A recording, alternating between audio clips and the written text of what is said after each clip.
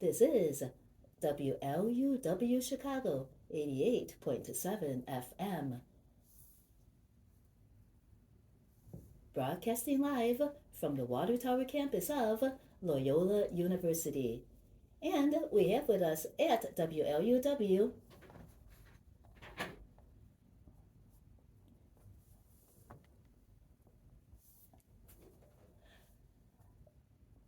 Niki Conforti. She is running for the 6th Illinois Congressional District. Welcome, Nikki. Thank you. Thank you, Trudy. It's a pleasure to be here today with you. Likewise, likewise.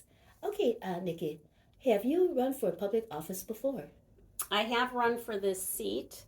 I ran for U.S. Congressional District 6 in 2024, and I was the top Republican vote getter across the state out of all 14 congressional races against seated Democrats.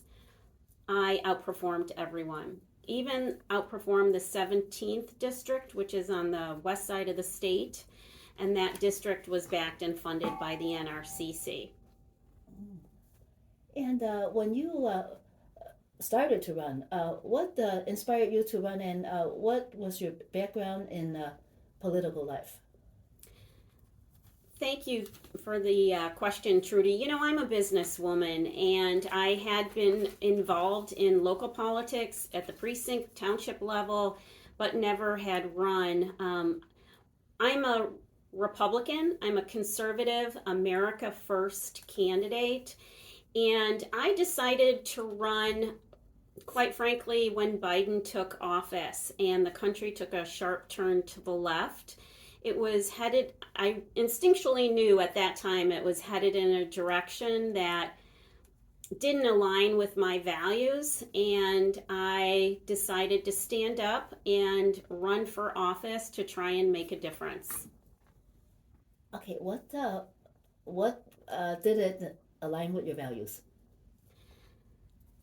Well, there are a number of things. As I said, I'm an America First candidate. I support the everyday American. The biggest, most obvious concern was the open border policy that the Biden administration implemented as soon as they took office, where they welcomed people from around the world in droves. And so today, you know, we, the citizens, especially here in Illinois, are feeling the pinch in our taxes for what's been given to the illegals as far as free healthcare, free housing, and we are paying those prices. And so that was the biggest one that made me decide to stand up and say I've had enough. I want to make a difference. I want to stand up for the people of my district, for all Americans, and do what's right for the country. By droves, what did you mean by droves? Is it, and compare it to like pre-Biden? How many pre-Biden, and then how many in the droves? Well, I don't have those numbers in front of me, Trudy, but I can tell you that the people crossing the border, coming across the rivers, coming through the dark of night, were, breaking records.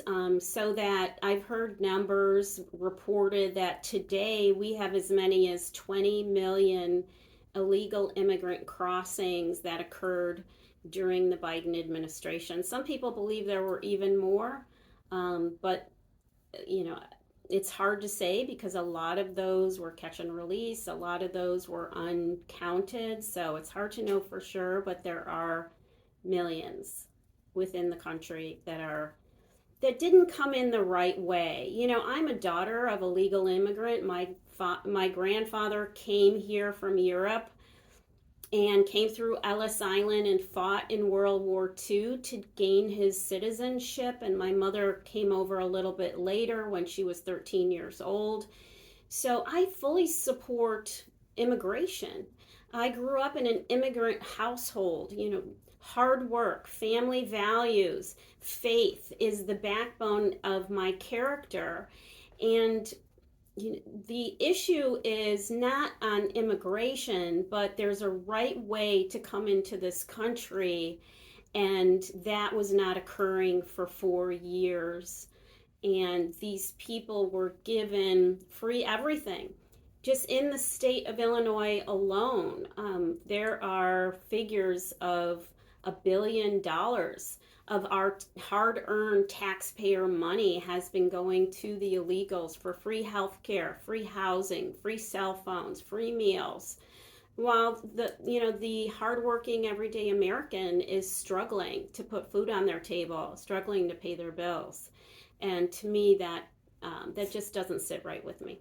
Well, where do those figures come from? Because we did hear about that, but we never actually tracked down where those figures came from about that $1 billion, and then how much of it was going to the immigrants. It's really we really want to know like the source. It's been in the Illinois state budget. For those individuals that took the time to dig into that budget, it was uncovered. Those figures were uncovered through the budget analysis. For the individuals, we do know of some individuals that did not get that much money, and they do have problems with housing, and they are unhoused, and it doesn't seem as if the immigrants got all those benefits. Well, I think you need to check the numbers again because they have been getting free health care in the multi millions, tens, hundreds of millions through Illinois state budget. And if you're not aware of that, I would suggest that you do your own research and find those numbers because they are out there. Because what we saw actually, so we're at the Rogers Park Chamber of Commerce. Bill Morton, he's the president, and I'm Trudy Leong, the administrator. And then we saw in Rogers Park that there were shelters for the immigrants and they stayed there for quite a while, years and years. If they were able to get all that housing and all that food, they would not be so miserable, and it was very hard for them to maintain and respectable lifestyle in those shelters. Well, that might be a small segment of the large illegal population, but many of them, as you know, hotels were being repurposed for housing for the illegals. The Roosevelt Hotel itself was used as an illegal housing hotel where these illegals were having top class accommodations, which is very different from what you mentioned, and that was on the taxpayer dollar. What about your own experience? Do you know any undocumented immigrants? I personally do not, but I live in a western suburb that was welcoming. Many of them got off, the train and were put in there. They are repurposing some buildings and had tried to accommodate the illegals throughout the western suburbs. Oh, and did you notice how they were living? Were they in the shelter constantly? Did they have a lot of food? Did you ever notice that? No, I can't say that I did. I know that people met them at the train station with food and blankets. Many of them were bused to different locations, and so they were taken care of. Mm-hmm. And it seems as if the problem didn't become so noticeable until during the pandemic when they were there, and then they had to be addressed. And were you involved in that they're in in observing their situation during that time, which was about 2020? No, I was locked up at home like everybody else through the mandates that were imposed upon us by the government of the state, and for the health of everybody to remain indoors and not go out. So I can't say that I observed that during that time. Mm. Yeah, that seems to be when it really started. But however, you also mentioned that you are, I think in somewhere else that I read about you, education, that the education system needs to be improved. Could you describe more about that? Yes, the schools here in Illinois are not what they once were. Kids are graduating and they can't even read or do math at third grade level. The system doesn't really know how to handle them, so they just shuffle them through and graduate them into society, and then they're lost. I think we owe the children of this state and this country, and certainly of my district, we are obligated, I feel, to give them an education, and so that they can have skills to become good citizens and make a contribution to society and raise a family and take care and live a good prosperous life. And I think education is a big part of that. The basic education. Higher education isn't for everybody, but certainly we owe them a basic education of how to read and do math. Mhm. What we've recently been working with Anthony Travis. He calls himself the tax doctor, and he mentioned to us, he showed us a lot of information and figures that the property tax system in Illinois, because property taxes fund education, and then Mm-hmm. uh, the, before it was out of the Illinois General Fund, but it seems as if a lot of the tax districts, because some are wealthy and then some are not, that makes a lot of the kids who are in the less wealthy districts not get the education that the wealthier districts get. Have you heard about this?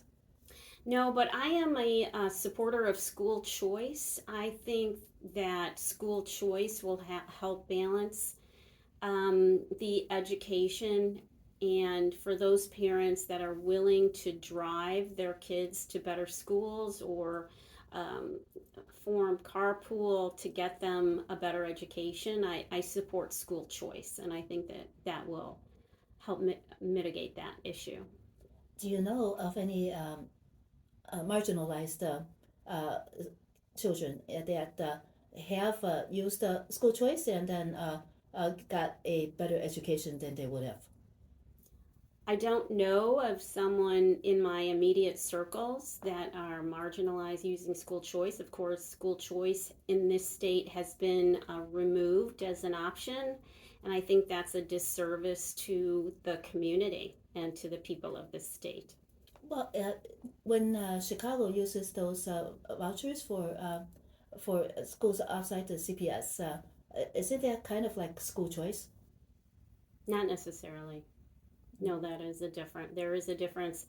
I've had family members that have gone through CPS and have gone through schools like Peyton and Whitney Young, and have done very well, but in those situations there was a lottery, siblings were going to different schools, and I'm not necessarily speaking about the education in those cases, but today those charter schools have been, a lot of them have been closed. So I think that's another disservice to the people of the city. Mm. Charter schools, correct. And then what about uh, did you do? So what you're saying is that school choice, we did have school choice, and then they removed it. That's What right. happened? That's right. That was done in Springfield. We had school choice across the state, and it was recently removed as a policy and as an option for the people of the state. It was that the school choice also part of Chicago? Did Chicago have that? It was a state option as far as I know, and it is no longer available. Mm. So it seems as if we never mentioned that in Chicago. It seems as if in Chicago it's only charter schools. So did that was Chicago excluded from that school choice when it was available? That's a question you need to ask people that live in the city. I don't know the details of the policy. I'm running for federal office, Mm-hmm. not a city level office, not a state level office. I'm running for federal office. These are a lot of local issues that are handled in Springfield and with the city council. And, that's where those questions should be directed. Yeah, the only reason I asked was that you said that education needs to be improved, and we got to talking about some of the reasons that education is not as equitable as it could have been. But however, let's say you are in federal office and then you win the election. How are you going to improve the schools? Schools and education will be, I'm going there to protect the people of my district. One of the big issues today is affordability. And today I'm an energy consultant. As you know, energy is a very complicated industry that is rapidly evolving, that affects the people and their pocketbooks. As well, I am an MBA in healthcare. I was a director in large health systems working with senior leadership to deliver healthcare. So I understand the ins and outs of delivering healthcare. And I'm going to Washington to make a difference and put money back into the pockets of the people of my district by creating legislation for energy and healthcare. Those are my primary concerns. Also, I'm going there to protect the children. I want to push family values and create legislation that protects our kids and also the quality of our food. Right now, the quality of our food is not what it could be because of many secondary ingredients. And I would like to go there and try and make a difference in that category to clean up our food so that we can live healthier, better lives, and that in essence will also help reduce healthcare costs across the board from both ends, from the patient end as well as the delivery end. Okay, by affordability, are you talking about housing affordability, energy affordability, or food affordability, or everything? Affordability, everything. When you look at the cost of living, two of the biggest factors are energy costs and healthcare costs. And that's where the bulk of my professional experience has been. As I said before, I'm a businesswoman that is looking to get into Congress to utilize my experience in private industry to create legislation that will benefit the people of my district. And I think the place I can make the biggest impact is by trying to make changes to the legislation on the energy side and the healthcare side and lower the cost of living in those categories and put money back into people's pockets. It's a kind of a tall order, but of course, good luck. And what about energy? How you are an energy consultant? In what ways could you? What kind of legislation are we talking about here that could lower the cost of energy for the people?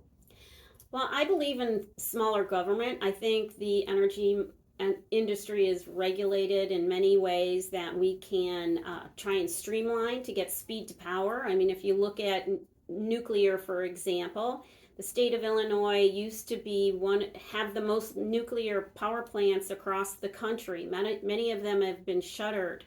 And so we're building new nuclear plants in places outside of Illinois That can take 10 to 15 years because of permitting and regulations and supply chain issues. So I'd like to try and create some legislation that will shrink those timelines, improve supply chain delivery, and also get speed to power. I mean, we need power now with the demands coming down the pike through AI, and people are just using their energy differently today. We need more of it. And so we need to find ways to improve generation, improve the distribution of the energy to get it into the user's hands. And of course, data centers are popping up everywhere, but we want to make sure that the everyday American is protected from those costs, so that grandma down the street doesn't have to pay for the data center that's being built across town. How could we avoid it? Because let's let's how could we avoid grandma not having to pay for data centers? Through innovation and flexibility. There's a lot going on in the industry today. Over $1 trillion is being put into the grid across the country to make improvements. So that's one aspect to improve the grid and the ability to deliver speed to power. Also, flexibility. We have to look at new ways of generating and cost sharing. For speed to power. So you're in energy consulting, and then you see that there are ways to streamline the process of acquiring energy or building energy that is still safe. How do you? Yes, What do you see? I believe. I don't believe that renewables are the answer. That's been the path that the state has taken to try and push more and more of our energy consumption and generation to renewables as the source. That is not the answer. The laws of physics will just simply prohibit that from occurring.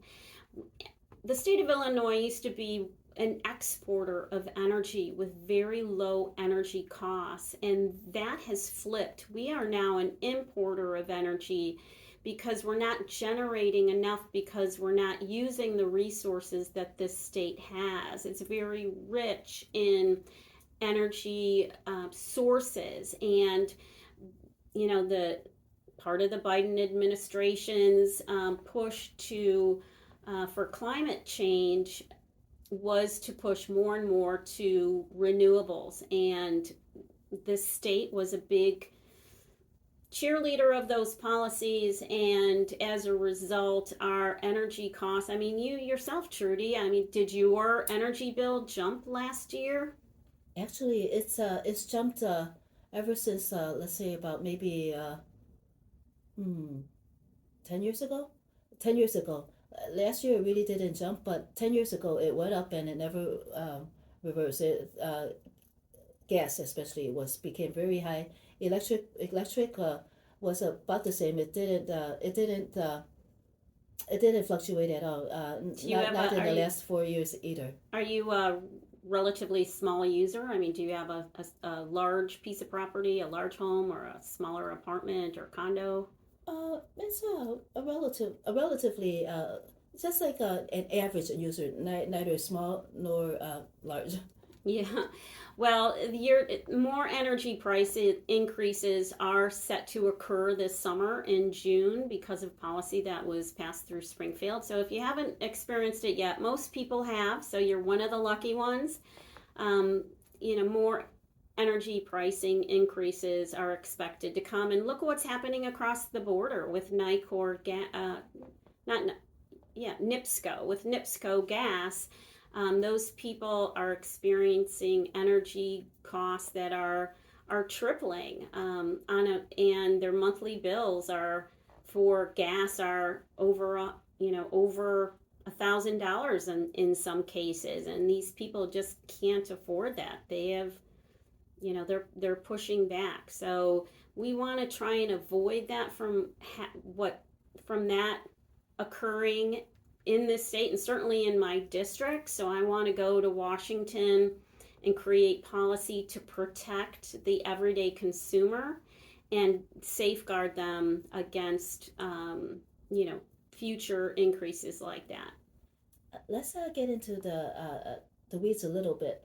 What kind of policy could actually lower gas prices? Gas prices for me have been really high, 15 years or so. Before it was really low, and then suddenly it just skyrocketed, and it's ridiculous. We hardly use any, and then it's still so high.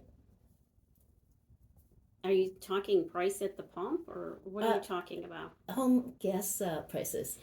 Well, when Biden took office, he immediately shut down the pipeline. He immediately eliminated fracking. He immediately canceled permitting for many of the companies that were drilling and finding gas and supplying gas to keep energy prices low. As a result, I mean, it's simple economics. You reduce the supply and the costs jump up. And we're talking about natural gas, right? Right, we're talking about natural gas. And so when really all fossil fuels I'm talking about, and natural gas is a part of that.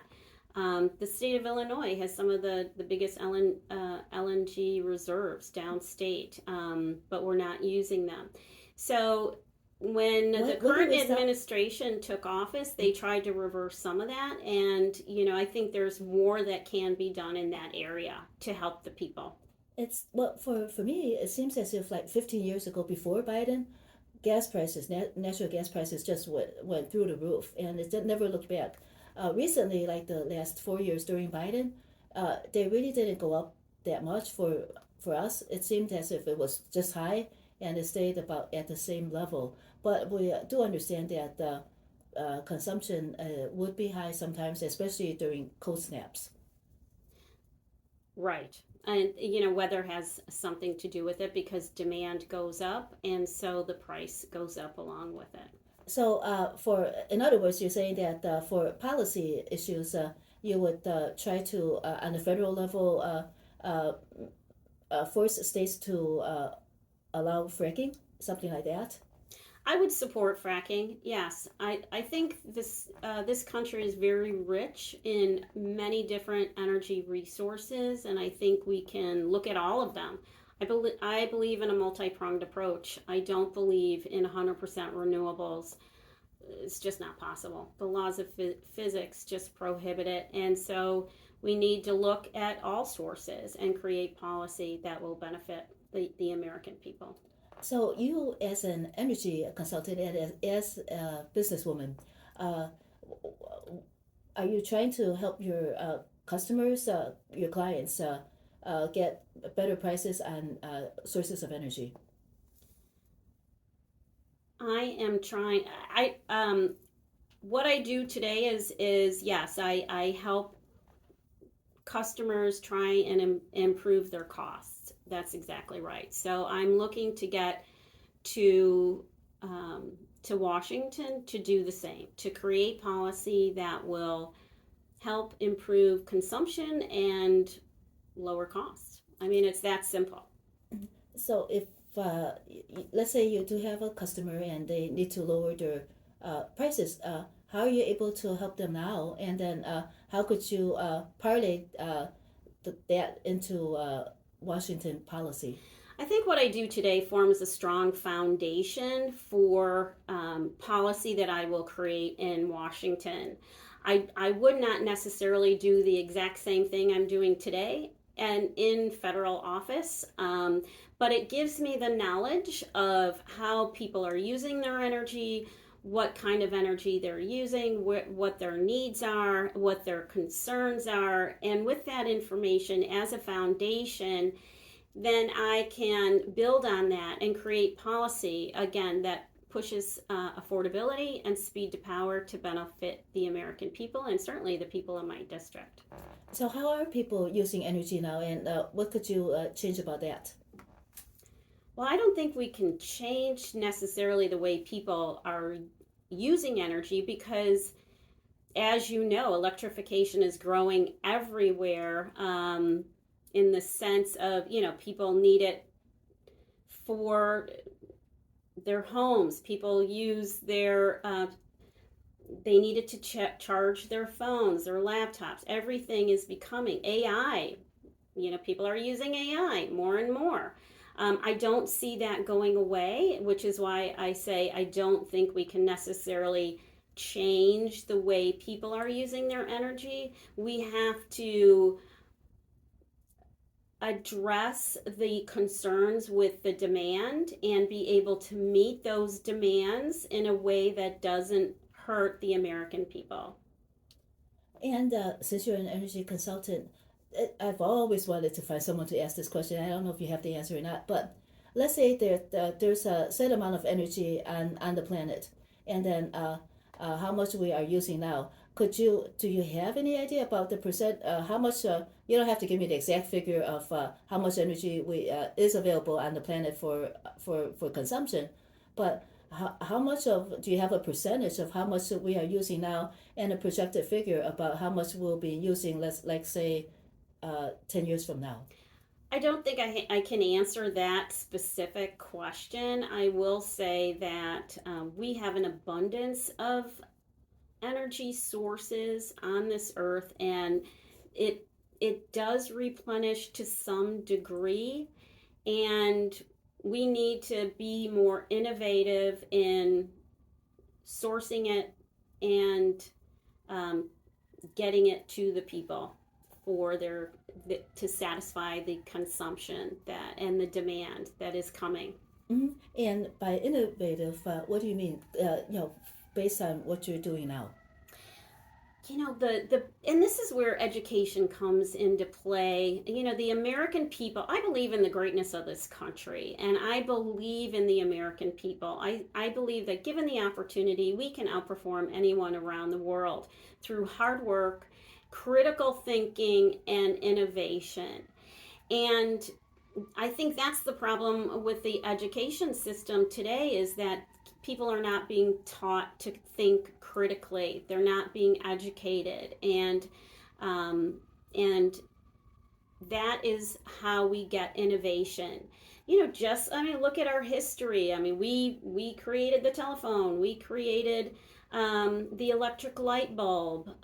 We created many of the the basic tools to advance our society, and it was through very intelligent people that saw a need and worked to satisfy a need through research and trial and error, experimentation, and I believe that is where we can excel as a society, is by looking at a problem and addressing the problem, and sitting around a table and brainstorming, coming up with ideas to fix the problem that are outside the box. And we in America, we have the ability to do that given the opportunity and given the tools that are needed through education.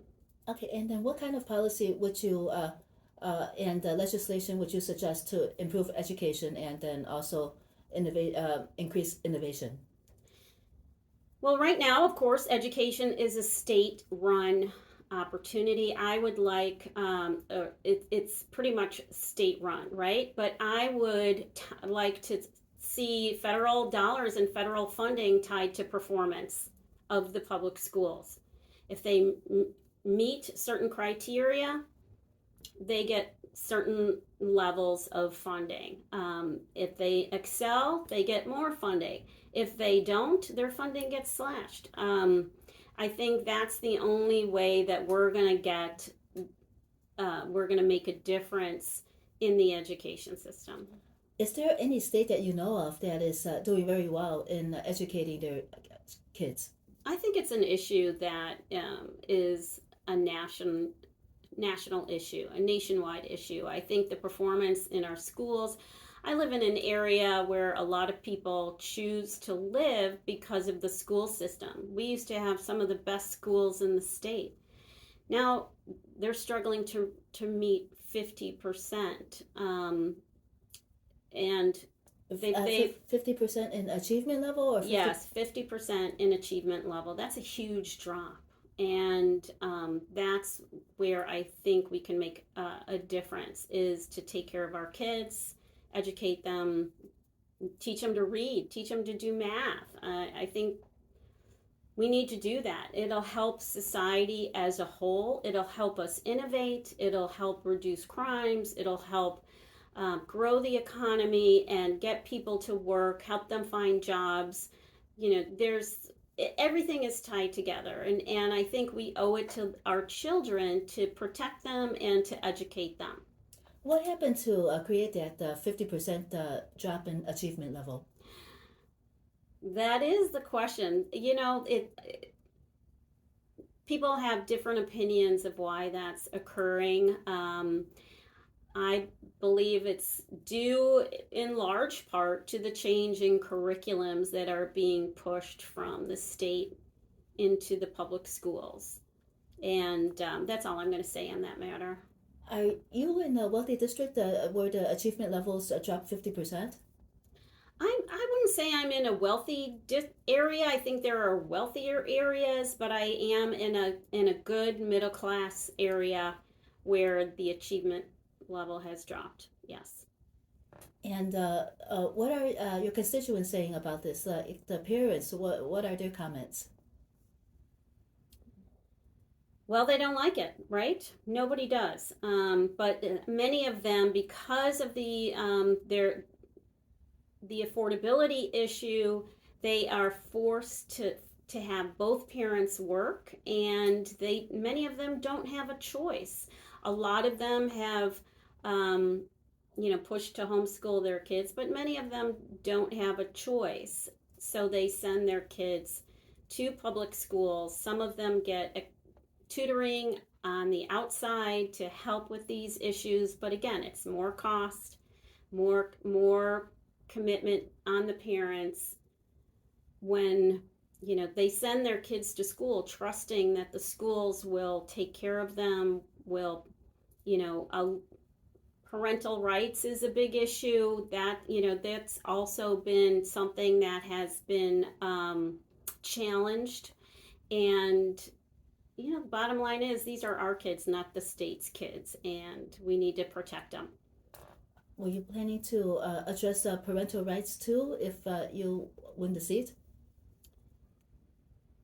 If I have the opportunity to protect parental rights, I absolutely will. Will I create legislation?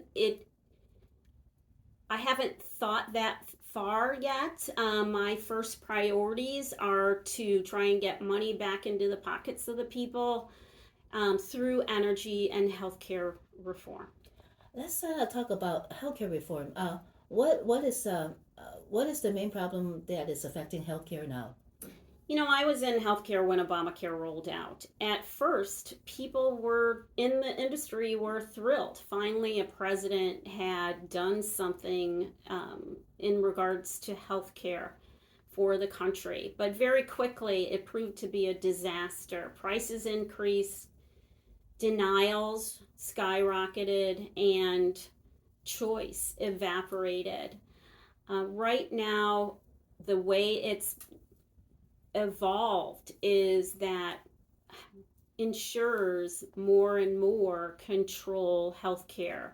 I want to put more power back into the physician's hands and the patient hands. I want to create transparency and competitive pricing so that people have a choice. People can control their health care. I mean, how many times have you gotten a bill a year to 18 months after you took an exam, and you can't even remember taking the exam, and the price is certainly more than you anticipated. Oftentimes your doctor will recommend a test, and you want to do what's right, by the advice of your doctor. So you go and take that test, and then, you get a bill that's outrageous and difficult to afford. These are the areas that I think we can have improvements so that the American people can get the health care they deserve, have a choice of where they want to get that health care, and have a physician that has power over treatment protocols. Well, thank you so much, Nikki Conforti, who is running for the 6th Congressional District of Illinois. If our listeners want to learn more about you, Nikki, where should they go? Thank you, Trudy. They can visit my website at Conforti4Congress.com. That's Conforti, CONF as in Frank, ORTI, 4Congress.com. Thank you very much. And it is early voting period. I encourage everybody to get out and vote. Thank you. And Nikki, please spell your first name as well. Niki, Nikki Conforti. Thank you so much. This is WLUW Chicago 88.7 FM.